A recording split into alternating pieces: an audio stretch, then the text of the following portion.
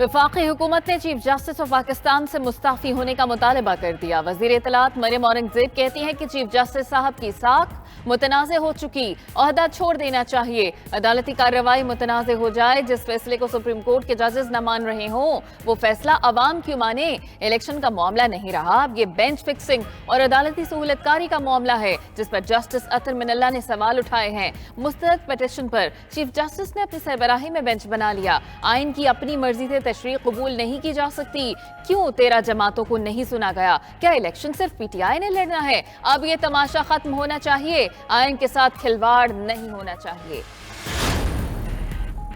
नवाज शरीफ और मरियम नवाज का भी चीफ जस्टिस पाकिस्तान से इस्तीफे का मुतालबा। कायद मुस्लिम लीग नून नवाज शरीफ का ट्वीट, कहा पीटीआई एजेंडे को आगे बढ़ाने वाले चीफ जस्टिस पाकिस्तान मजीद तबाह करने के बजाय फौरी मुस्ताफी हो जाएं।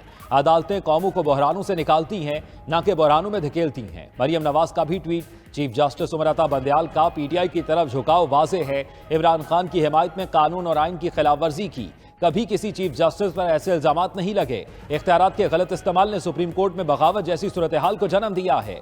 हुकूमत को चीफ जस्टिस के खिलाफ रेफरेंस दायर करना होगा। हम सुप्रीम कोर्ट में नहीं, मुस्लिम लीग नून में बगावत देख सकते हैं। पीटीआई रहनुमा फवाद चौधरी का रद्द अमल, कहा मुतनाज़ा बयानात का मकसद सिर्फ अदलिया पर दबाव डालना है। इन बयानात के पीछे एक मफरूर मुजरिम का जहन है। मकासद में नाकामी के बाद अब जज साहिबान को निशाने पर रख लिया गया है। उम्मीद है इन तमाम लोगों को घर भेजा जाएगा। जस्टिस अतर मिनल्ला ने भी 90 दिन के अंदर इंतखाबात के उसूल को तस्लीम कर लिया। फवाद चौधरी ने मजीद कहा, कौमी सलामती कमेटी एक कानूनी इदारा है। खुश आइन बात है कि इस फोरम ने अपने एलामे में खुद को सिक्योरिटी मामलात तक महदूद रखा और हुकूमती सियासी जमातों के एजेंडे का हिस्सा नहीं बना।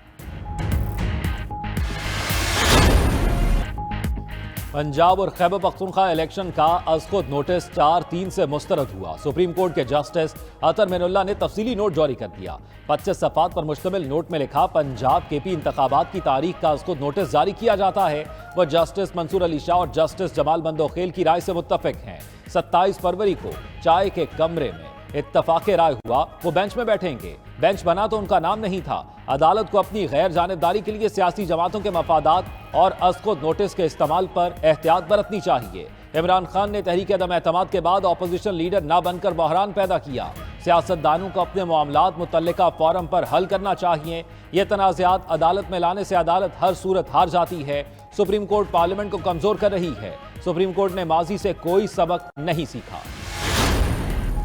पीपल्स पार्टी ने मुज़ाकरात के दरवाजे खुले रखने और राब्तों को नागुज़ीर करार दे दिया। आसिफ अली ज़रदारी और बिलावल भुट्टो की ज़ेर सदारत पीपल्स पार्टी की कोर कमेटी का इजलास। सुप्रीम कोर्ट के अदालती फैसले को अक़लियती फैसला करार देते हुए नज़रसानी का मुतालबा। एलामिया के मुताबिक अदलिया को अपनी साख मुतासर करने वाले मुत्तज़ाद फैसलों के बहरान से निकलना होगा। शफाफ इलेक्शन के लिए तमाम असम्बलियों का एक ही दिन इंतखाब होना चाहिए। असम्बलियों की आइनी मुद्दत पूरी होने के बाद इंतखाबात में ताख़ीर बर्दाश्त नहीं की जाएगी।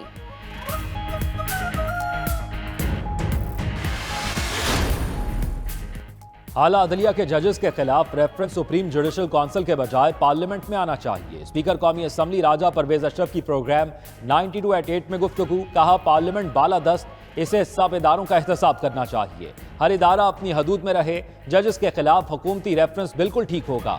अदालत अपने इर्द गिर्द के हालात से बेखबर होकर फैसला नहीं कर सकती।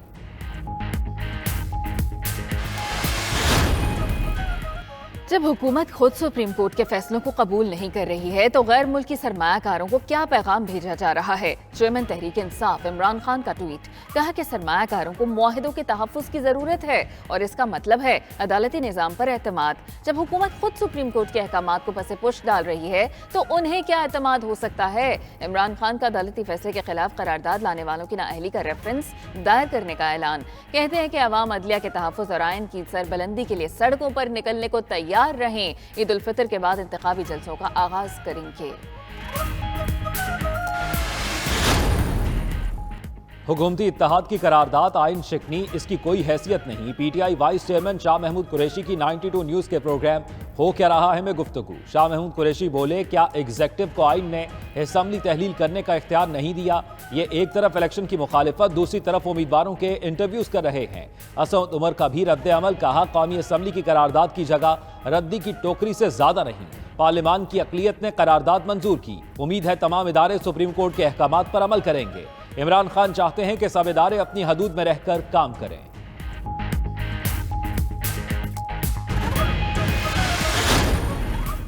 انتخابات کی تاریخ کے تعین اور الیکشن شیڈول سے متعلق الیکشن کمیشن کا الیکشن ایکٹ میں اہم ترامیم کرنے کا فیصلہ۔ الیکشن ایکٹ کے سیکشن 57 اور 58 میں ترامیم کے مجوزہ مسودے کی تیاری شروع کر دی گئی۔ ذرائع کے مطابق سپریم کورٹ کے فیصلے کی روشنی میں الیکشن ایکٹ میں ترمیم کا مجوزہ مسودہ اگلے چند روز میں وزارت پارلیمانی امور کے حوالے کیا جائے گا۔ سیکشن 58 کے تحت الیکشن شیڈول کے اجراء کا اختیار الیکشن کمیشن کو ہے۔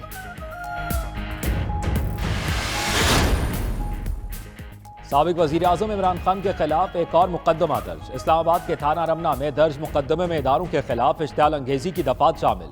مقدمہ مجسٹریٹ منظور احمد خان کی ودیت میں درج کیا گیا۔ متن کے مطابق عمران خان نے انٹرویو میں اداروں کے افسران کے خلاف بیان بازی کی۔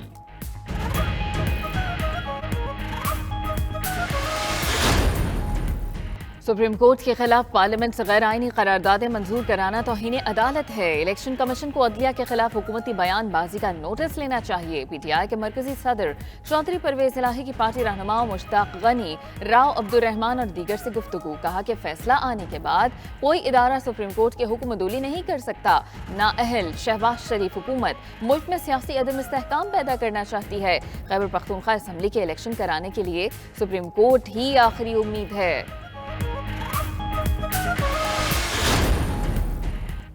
ملک میں غیر یقینی صورتحال سے کاروباری سرگرمیاں شدید متاثر۔ کاروباری اعتماد تیزی سے نیچے آنے لگا۔ گیلپ سروے کی سماحی رپورٹ جاری۔ رپورٹ کے مطابق تاریخی مہنگائی نے صارفین کی قوت خرید کو کم کر دیا۔ سیاسی عدم استحکام اور معاشی صورتحال سے کاروباری افراد سخت مایوس۔ سندھ اور خیبر پختونخوا میں 70% اور پنجاب کے 64% کاروباری اداروں کو خراب حالات کا سامنا۔ 38% کاروباری اداروں کو چیزیں بہتر ہونے کی توقع۔ 7% کا کہنا ہے حالات مزید خراب ہوں گے۔ ڈالر کے مقابلے میں گرتا ہوا روپیہ سنبھلنے لگا۔ کرنسی مارکیٹ امریکی ڈالر کی قدر میں 3 روپے کمی۔ اوپن مارکیٹ میں ڈالر 291 روپے 50 پیسے پر آ گیا۔ 2 روز میں مجموعی طور پر اوپن مارکیٹ میں ڈالر 4 روپے تک سستا ہو چکا۔ انٹر بینک میں ڈالر 23 پیسے کے معمولی اضافے سے 284 روپے 65 پیسے کی سطح پر بند ہوا۔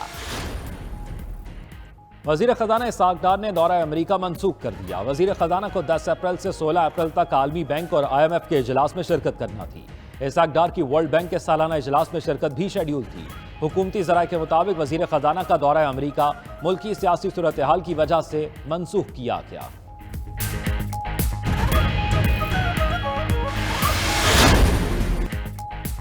'92 نیوز کی رحمت رمضان افطار ٹرانسمیشن جاری۔ سننے والوں پر وجد طاری۔ ٹرانسمیشن کا آغاز قاری سید خالد حمید کاظمی کی تلاوت کلام پاک سے ہوا۔ الحاج محمد شہباز قمر فریدی اور ہم نواؤں نے ہدیہ نعت پیش کر کے سماں باندھ دیا۔